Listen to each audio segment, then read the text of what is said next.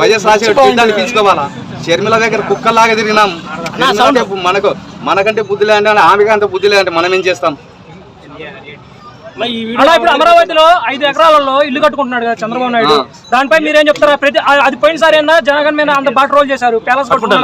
అది ఆయన 5 ఎకరాలు 500 ఎకరాల్లో కట్టుకొని నిజాయితీగా చెప్పుకోవాలా. మొగతనం కదా. జగన్ ఇంట్లోకి నేను ఎన్నోసార్లు వెళ్ళాను. అదే చంద్రబాబు ఇంట్లోకి ఇక్కడ ఎవరైనా వెళ్ళారా? ఇక్కడ ఎవరైనా వెళ్ళిన వాళ్ళు చెప్పమని. చంద్రబాబు ఇంట్లోకి సీఎం రమేష్ ఇద్దరు పక్క పక్క ఆ ఇంట్లోకి ఎవరైనా వెళ్ళారా? అభిమానులు కానీ ఎమ్మెల్యేలు కానీ. అదే జగన్ ఇంట్లోకి నేను 10 సార్లు వెళ్ళింటా. ఇంటి బయటికి 100 సార్లు వెళ్ళింటా. వాళ్ళ ఇంట్లోకి 5-10 సార్లు వెళ్ళింటా.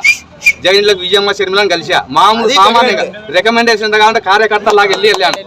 అదే లోటస్ పాండ్ లో ఇక్కడ ఎవరైనా వెళ్ళారని చెప్పమని. చంద్రబాబు ఇంట్లోకి ఎవరైనా వెళ్ళామని చెప్పమని. ఎందుకంటే ఆడ మార్పులు అన్నీ ఉంటాయి కాబట్టి చెప్పుకోవడానికి సిగ్గుండాలి. వాళ్ళకి కన్నా 4 ఇండ్లు కట్టాడు. ఎలా కట్టాడు? అవినీతి చేసి కట్టాడు. వైఎస్ రాజశేఖర్ ఇల్లు అమ్ముకున్నాడు. సాగర్ సోజులో అంత ఆస్తి ఎక్కడ వచ్చింది అంటాడు. నీకు 12 మంది సంతానం ఉంటే మీకెంత ఆస్తి ఉంటే జగన్ భార్య ఒక్కతే గంగిరెడ్డి కూతురు. ఆమె ఆస్తి ఎంత ఉంటుంది? మీకు 12 మంది పంచుకుంటేనే మా ఆవిడ ఆస్తి ఎన్టీఆర్ కూతురు ఆస్తి అని చెప్పుకుంటున్నారు. అదే జగన్ భార్య ఆస్తి ఎంత ఉండొచ్చు? మళ్ళీ జగన్ అవినీతి చేసి సంపాదించాడు, ఇంట్లో అమ్ముకున్నాడు, వైఎస్ రాజశేఖర్ ఎలా వచ్చింది అంటారు. జగన్ భార్య ఆస్తి కానీ ఉండొచ్చు కదా. అందులో చెప్తాడా నా భార్య ఆస్తి ఇది పెట్టుబడి అని? వీళ్ళలాగా అది ఇలా చేసే పనులు. జగన్ ఇప్పటికైనా జగన్కైనా మా జగన్ అయినా చెప్తుండా కొంచెం బుద్ధి ఆలోచించి కార్యకర్తలకు మీడియాని పెట్టి ప్రజలకు చెప్పుకుంటూ పోవాలా. లేకపోతే నువ్వు వాళ్ళు మన్ను తిన్న పాములు ఉంటాయి కదా, నువ్వు 5 ఛానల్ పెడితే 5 ఛానల్ 1 సెకండ్లో మింగేస్తారు వాళ్ళు. అది ఇప్పుడు పొత్తు గురించి ఏం చెప్తారు అంటే, ఇప్పుడు జనసేన బీజేపీ టీడీపీ ముగ్గురున్నారు. ఈసారి కూడా ఒక్కళ్ళే వస్తే గెలిచే ఉంటుంది అంటారా? రియల్ గా జరిగితే జగన్ ఒక్కడే గెలుస్తాడు. అందులో ఏమైనా ట్యాంపరింగ్ చేస్తే మనం ఏం చెప్పాలి?